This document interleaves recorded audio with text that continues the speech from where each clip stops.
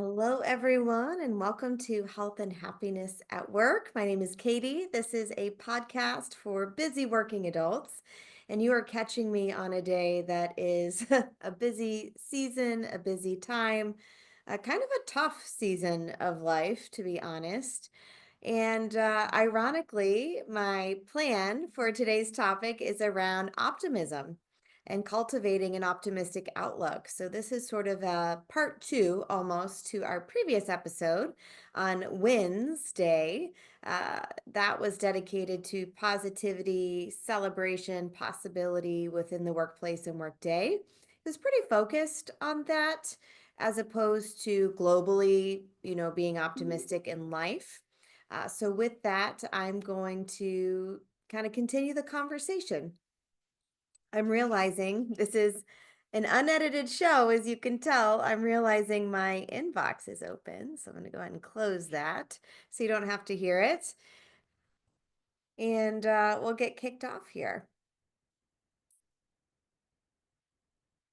All right. Well, I'm trying. Let's see. There we go. Success. Okay. So, gosh, what direction do I want to go first? I guess let's start with real talk, or what I like to call big talk, not small talk. As I mentioned, am in a season of life that's a little tough. I feel really tired, not just physically or mentally, but from an endurance perspective. I've been self-employed about 18 years now, and it is a complete roller coaster being entrepreneurial or self-employed. And there are some amazing things that come with that. There are some benefits and perks and reasons why I made this choice. I love the creativity, I love the autonomy, I love the freedom to develop things, create things, put things out into the world, innovate, problem solve. Every day's different. I do have a lot of creative choice and decision making ability, obviously, almost too much decision making ability some days. So there's some really awesome things that come with it, but it is uncertain. Yes, I say life is uncertain. I think it is fair to say there's added uncertainty when you're self employed and constantly rebuilding or reinventing or cheerleading oneself. So that's kind of where I am. I'm coming into today being, I think, candid and vulnerable, maybe a little brave to say, like, it's tough. It's tough. And it makes it difficult to stay optimistic.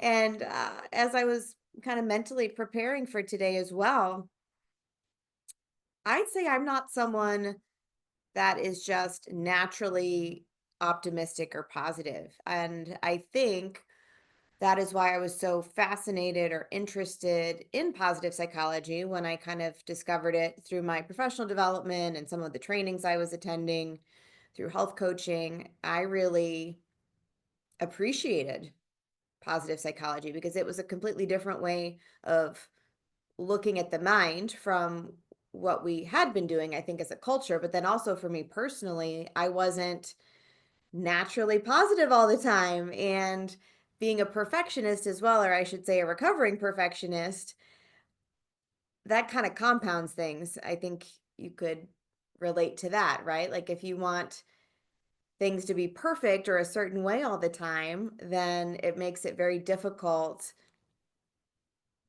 to see the good in everything. So, anyways, that's just a little bit about kind of my state of the union today, what's on my mind, what's on my heart from a small business perspective, but then also from a health and wellness perspective.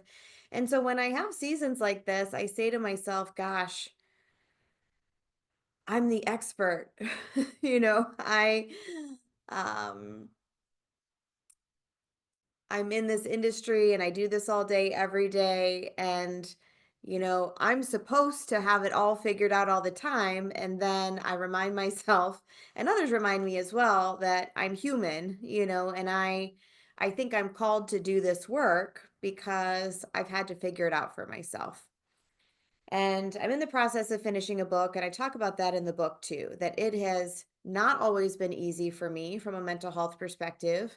It has not always been easy for me to stay positive, and in some ways take care of myself. So I've had to figure it out. And I think in many ways I have figured it out. And I do get positive feedback from others about how helpful I am or instrumental I am in moving their lives forward in some healthy motivational ways. So I think I'm on the right path. Not I think, I know I'm on the right path. And I do believe that, again, part of my life mission is to figure it out relentlessly for myself. And so I want to then help others as well, is really where this comes from. So, anyways, let's talk about optimism. I did go this direction last month. So some of it may be review, but not everybody listens to every episode. And sometimes we have to hear things many times. And I never know precisely how it's going to come out because this is completely unscripted, unedited. I do have some loose talking points just to keep myself organized to a certain extent. But like we do with most topics, let's just start by defining optimism. So we can define optimism as an attitude, a mental attitude that's characterized by hope, it's characterized by confidence, it's characterized by a belief in future success, future positive outcomes. And again, as I was preparing for today, I was thinking about the role that we have as health coaches. So, for those that don't know, I am a health coach, lots of training in that arena, lots of experience. And I think one of the reasons that health coaches are so effective and the methodology is so effective is because we spend a lot of time casting hope and having conversations with people about their vision for the future. What do you want more of? What does best case scenario look like? Where do you see yourself if everything is going the way you desire and dream about? What does that look like, 12 months from now? So there are a lot of tools or interventions we use to have these really positive conversations. And again, I think as humans, I know our brains, our central nervous system, we're sort of wired for potential threats. We're wired to react and respond and keep ourselves safe. But sometimes it works against us.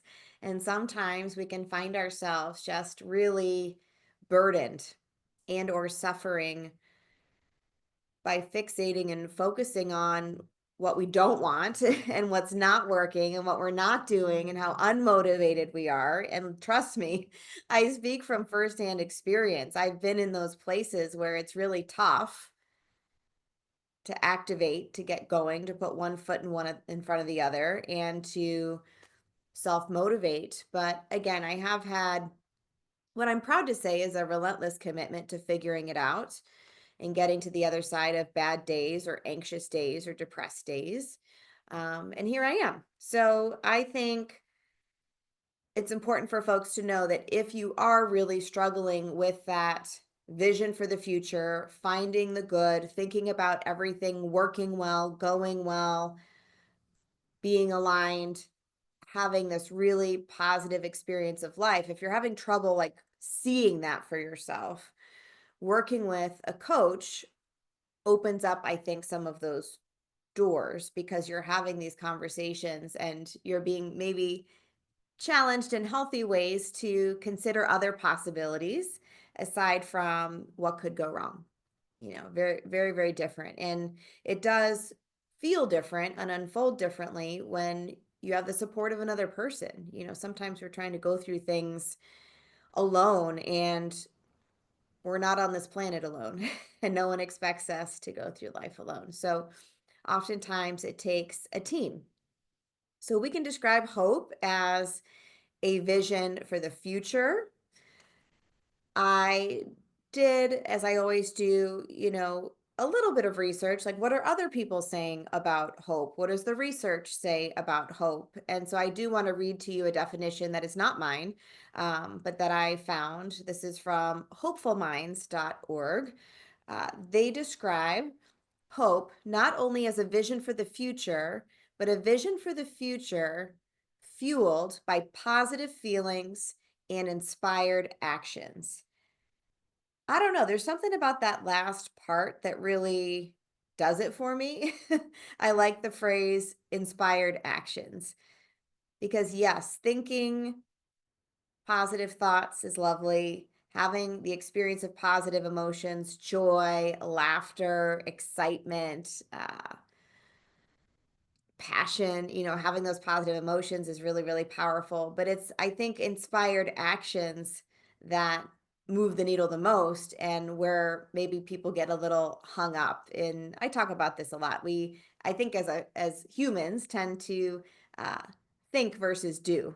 And it's in the doing that there's a lot of satisfaction and accomplishment and achievement. And those are really important for our happiness as well. So inspired actions. I like that.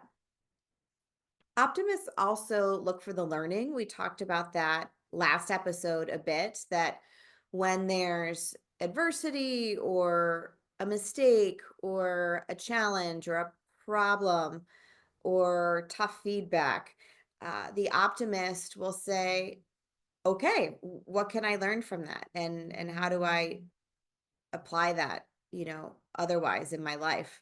So I'm going to talk about that. I have really applied that into some of my own daily practices, and that might be one of the things that's made the biggest difference for me in helping me to get through difficult days. So I'm going to talk about that. I also wanted to touch on the health benefits of optimism. I think when we talk about health, especially in my industry and when folks are in quote unquote public health, there's a lot of discussion or a lot of focus on risks and what not to do or how certain behaviors or certain biometrics, it's going to send your risk up. And it's always kind of like doom and gloom and almost like a fear-based discussion then about risk. And yeah, we need to talk about these things, but there's actually a more positive way to talk about it, and that's to look at what are protective practices, what are things that we can do, what are practices, what are behaviors that when done consistently protect our health. And I don't know that we're always talking about it like that. And so I do really try to take that perspective in a lot of our wellness collective programs, take that perspective of what to do, what to try, what to add to life, as opposed to the negative side of things of don't do this and don't do that and don't be this and don't be that. So being hopeful, finding ways to elicit positive emotion, finding ways to connect with this belief or reminder that good things can and do happen, and to look at past successes, things like this, that's all going to be protective to health. So I wanted to touch on that today. At the end of the day, this optimistic outlook, working to build and cultivate hope. Yes, it's going to help promote healthy behaviors. Yes, it's going to support life satisfaction and well being. Yes, it's going to help us through difficult times, especially when and if we find ourselves navigating a health challenge, right? So sometimes life throws very difficult curveballs or plot twists, and it looks like an unexpected diagnosis or health condition. Sometimes it's out of nowhere, right? It's not tied to risk. It's just is a surprise. Um, and so what we know about hope and optimism is that it's incredibly powerful for the human spirit, the human condition when there's a chronic illness to navigate. So with that, I want to just kind of thinking through where I want to go next. Oh, I didn't talk about the other protective benefits from a mental health perspective. So there has been research, there is evidence that, again, cultivating optimism and hopefulness is also protective against things like anxiety and depression. I spoke to these just very, very briefly as someone who has had these diagnoses in the past. I'm not someone who is chronically depressed, but I've had what's called episodic depression, where it's feelings of being down and difficulty kind of activating myself or feeling some collapse after some type of major event. Um, Most recently, when my dad died, I had an experience of that. Some folks live with depression, major depressive symptoms, all the time, and so I have empathy and compassion for that, because it's extremely difficult, and maybe some of you listening have experienced it, but then also anxiety as well. So they're very different. Um, it is very common for these to coexist, even though they manifest completely differently. Anxiety and depression are almost opposite in some ways, in many ways, but they can coexist, which seems kind of odd, but it's a thing. And so optimism,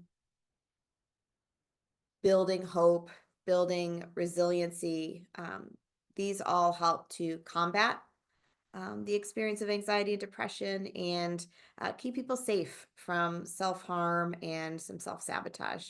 Um, so anyways, let's talk about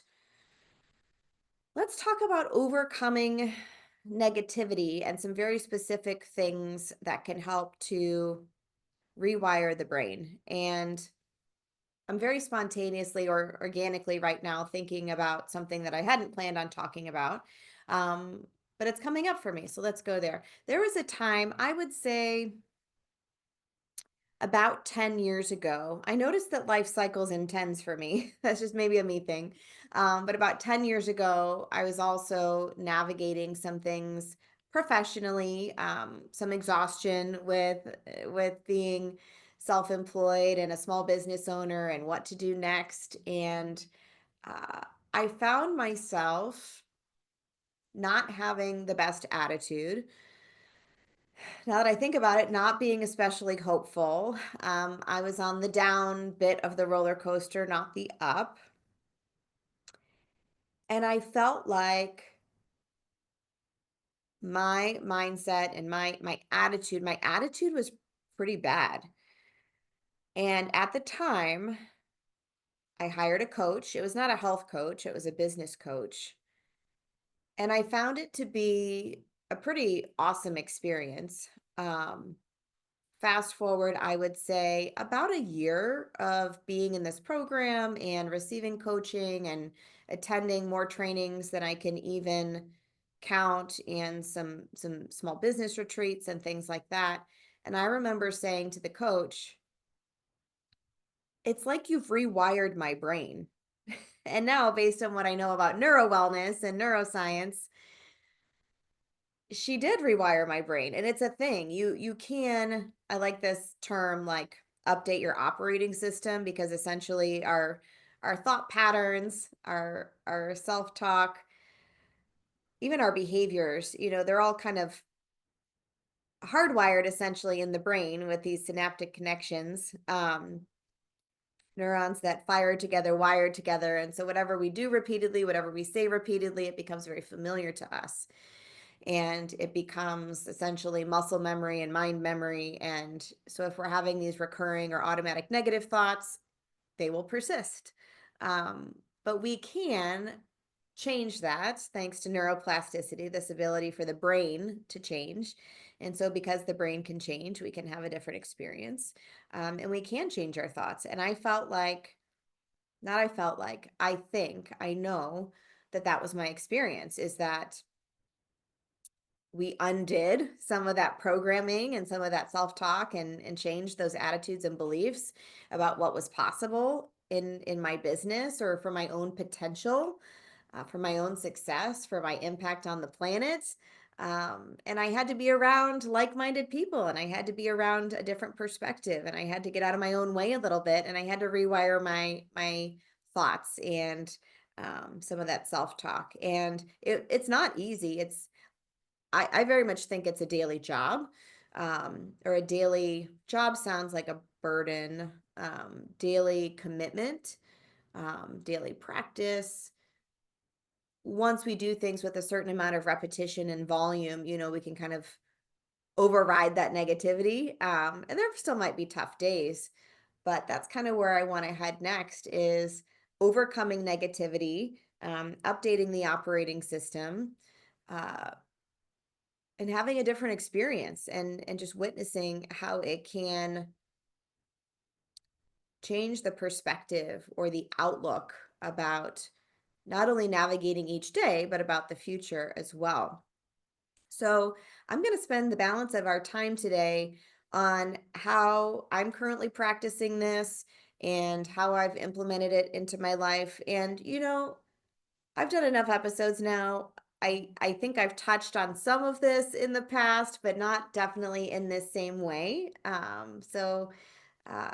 what I have for you today are just some very concrete, specific examples, some applications, some things to try. I want to preface this with the fact that what we know about health and wellness practices is there's many possibilities, right? Many possibilities for what might produce a result, what might work for you. What I find is that when life is seemingly more difficult, or I'm having a tougher time navigating challenges, or I'm having a tough time, the volume, the dosage of self-care that I need, and the dosage of these practices and these behaviors, it has to go up, to help me to get to the other side of things. And so, this is a kind of a combination of things that has worked for me. And I do this in writing. And I have a little bit of a friendly debate with my best friend all the time because she identifies as not a writer. And I was not a writer until recently. But I discovered about 5 years ago that writing is the way for me to process uncomfortable emotions, for me to get to the other side of things, for me to get clarity. And I think I knew this maybe years ago when I tried some contemplation meditation. I found that I really liked that. And I would put pen to paper and I was just like floored at what would come up and out. That was insight, or kind of some knowledge from inside. So, anyways, fast forward to like 2020. We all know that was a rough ride. And I discovered writing. I discovered different types of journaling, bullet journaling. I eventually discovered morning pages, Julia Cameron's recommendation. And all of these things in combination just really make a massive difference for me. And they align with positive psychology. But what's interesting is these things came to me in different bits and pieces and different life experiences. It wasn't on a platter. So I'm attempting to kind of put it on a platter for you today. So the first practice I start with in my writing is an affirmation, some positive statement about myself, in the present moment using an I, right? So I am capable and worthy and strong. I am a passionate, abundant woman. I can do difficult things. I have infinite resources. I have an amazing support system. I mean, I do aspire to write a book on affirmations because they come easily to me when I sit and write them, and maybe not for other people. But um, I was playing with this idea of maybe a different affirmation daily, and that was too much to remember. And our brains have enough to remember on any given day. So now I stick with one affirmation for the week, and I use it repeatedly. And through repetition, uh, we know that that really benefits the brain. And again, the more I work in the neuro wellness space, which I'm doing a lot of right now, actually, the brain needs a lot of repetition, for these protective practices. So exercise, lots of repetition with exercises is good for, um, neuromotor, right? Lots of repetition with positivity and affirming statements. And we can affirm other people. I should do an episode on that. Affirming others is powerful too, but we can affirm ourselves on a daily basis based on what outcomes we're looking for. So I think that's the key takeaway too, is asking yourself, what do I want to feel? What do I want to experience this week? And how do I write my affirmation to support that? So if you want to feel energized, you need a phrase that is energizing. If you want to feel calm and steady, you need a phrase that is calming and steadying. If you need to feel empowered, you need a phrase that supports that. So from there, I'm someone that does value productivity. I think a lot of people do. I think, crave this desire to check things off. Again, to have some accomplishment, sense of accomplishment, to focus and get things done. Just it feels good. And feeling good is a positive emotion, right? So there is another I guess she would be a coach. It's someone who um, I want to say I purchased like a productivity journal or that type of thing. And I apologize because I do not know this person's name and I'm not going to maybe give them the credit they are due. But in this particular journal that I was experiencing at the time, she talked about 3 seeds and 3 weeds. So I'll talk about that. The way I approach it in my journaling right now is just top 3 to-dos. Like, these are the 3 things that if I get these 3 things done today, I feel effective. I feel successful. I feel accomplished. Just these 3 things. These are the 3 things that matter most today. And it's very doable, very reasonable. This other coach or author, she talked about 3 seeds. I do like this language and I might go back to using this. And the idea being that 3 seeds are you're planting essentially 3 opportunities. And I do think about this from a sales perspective. So if you're someone that has like a sales based job or function, thinking about nurturing 3 different things along. So 3 seeds is really positive. I like that approach. 3 opportunities you're planting. She also talked about weeds. And so 3 weeds could be described as maybe 3 unsavory things that need to be done. They're kind of the things that have to happen. They're maybe not fun to happen. These are the adulting types of things. Or maybe this is a boundary that needs set. Or when I think about weeds, I think about hard work. Sometimes we have tasks that feel like fun and exciting and energizing, and sometimes we have tasks that are a little more daunting, but they have to get done, right? So that might be a weed. Um, so there's benefit in focusing on those as well, because those of us that are procrastinators or perfectionists, we might avoid the weeds at all costs. And sometimes we need seeds, sometimes we need to deal with the weeds. I like both of those phrases. I just think they're helpful.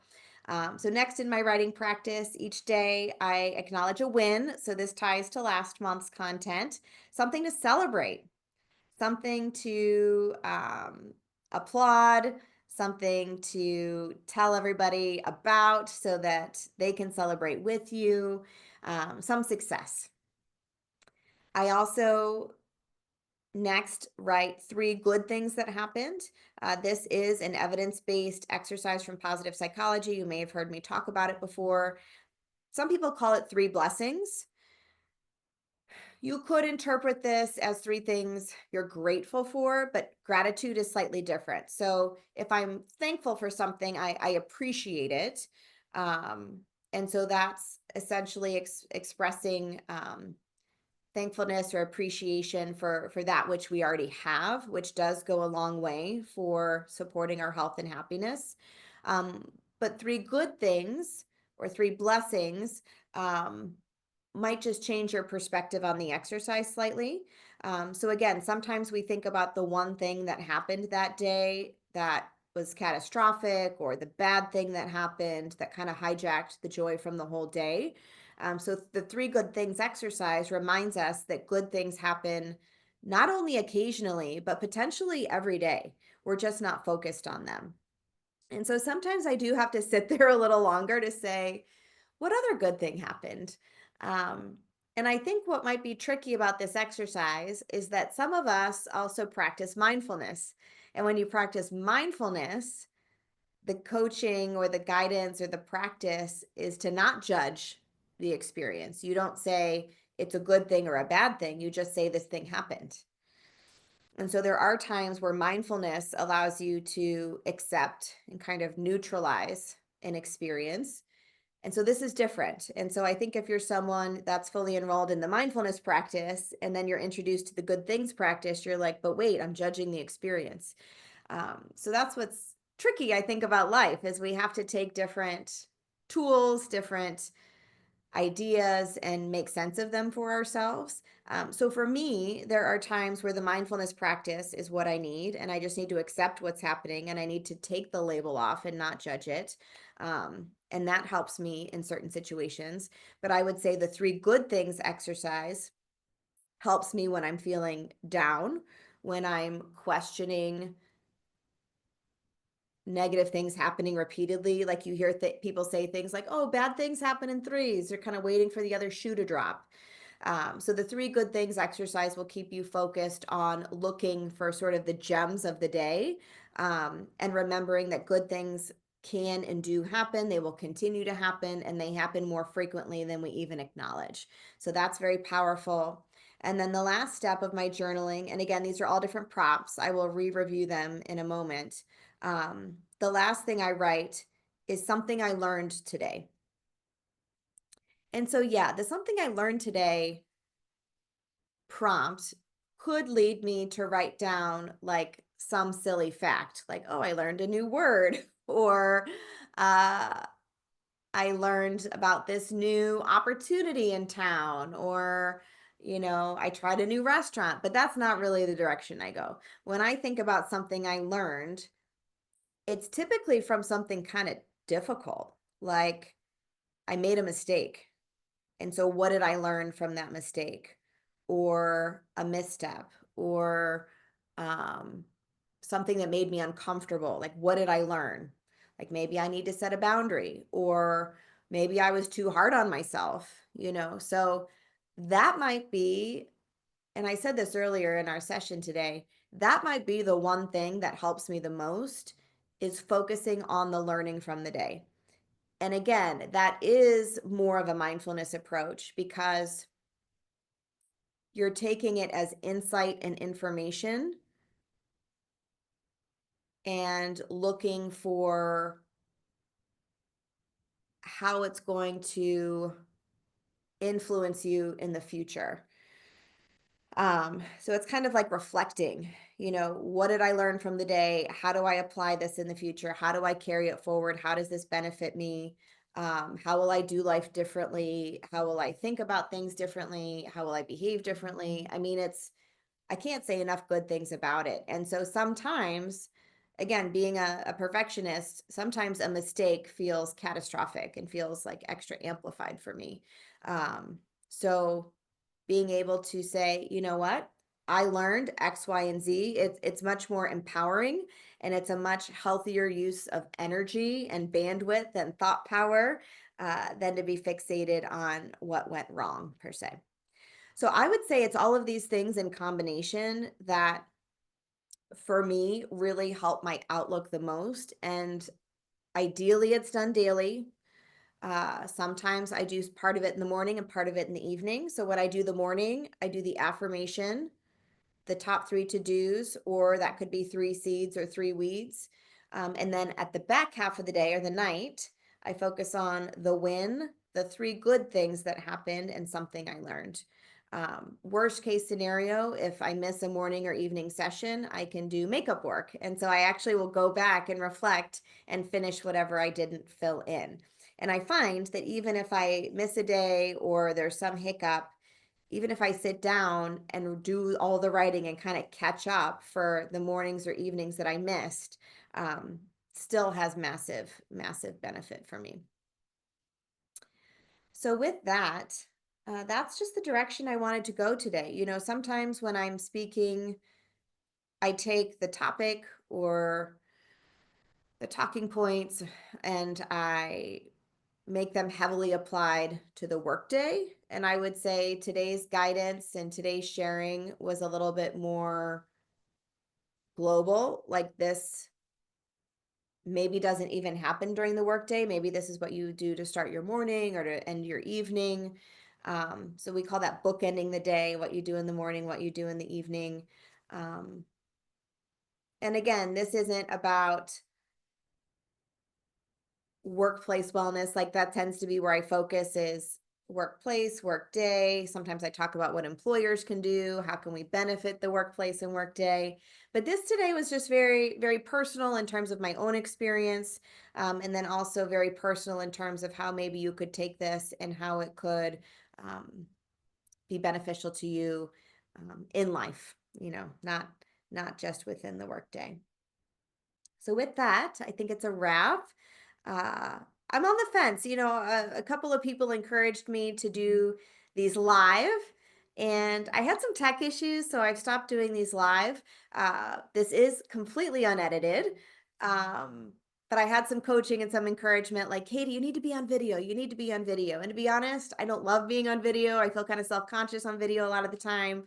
I have tic disorder, which means I have some movements that I do that make me self-conscious. So I don't love being on video.